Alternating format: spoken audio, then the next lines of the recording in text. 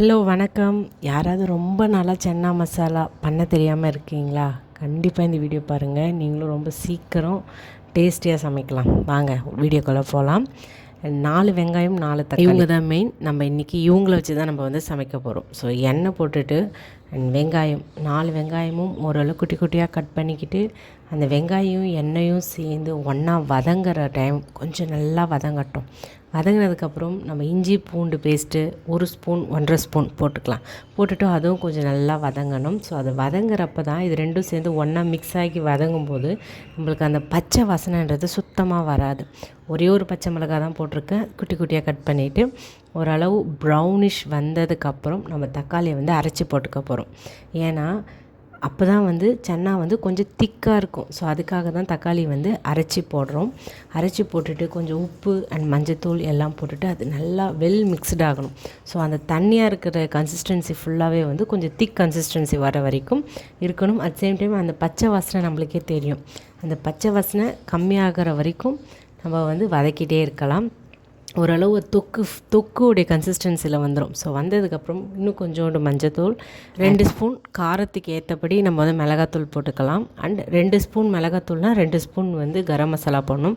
ஆனால் இந்த கரம் மசாலா வந்து வீட்டிலே பண்ணது. எனக்கு கடையில் இருக்கக்கூடிய கரம் மசாலா சுத்தமாக பிடிக்காது.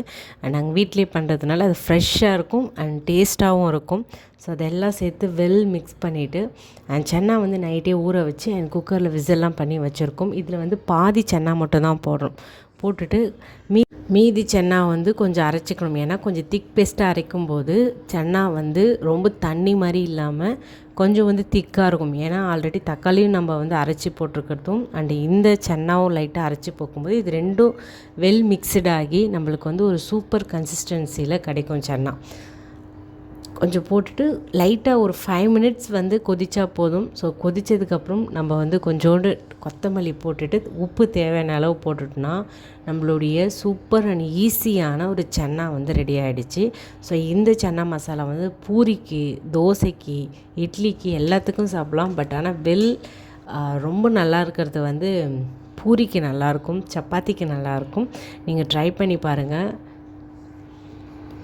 இது வந்து கொஞ்சம் வந்து நம்மளுக்கு தெகிட்டுற மாதிரி ஃபீல் ஆகும். ஸோ அந்த தெகிட்டல் இல்லாமல் இருக்கிறதுக்காக நம்ம வந்து லெமன் ஒரு 1/2 லெமனோ, ஸோ அதுக்கு கம்மியான லெமனோ கொஞ்சம் நம்ம வந்து அதை வந்து ஸ்க்யூஸ் பண்ணி போட்டுட்டோன்னா நம்மளுக்கு அந்த தெகிட்டலும் இருக்காது. ஏன்னா பூரியோடு சாப்பிடும்போது கொஞ்சம் தெகிட்டுற மாதிரி ஃபீல் ஆகும். ஸோ அதுக்காக தான் கொஞ்சம் லெமன் போட்டுக்கிறோம்.